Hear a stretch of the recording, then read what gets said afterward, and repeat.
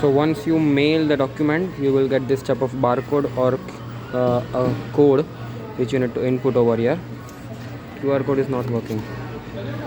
Next कर दो.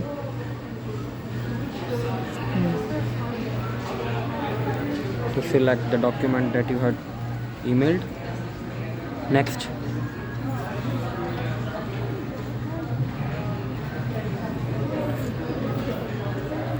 So your document would be displayed over here.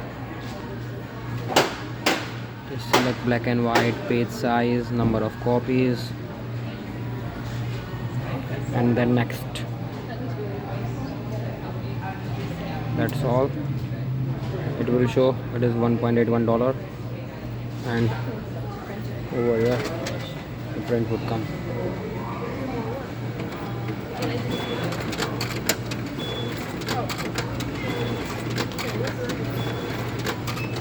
So that's a simple thing,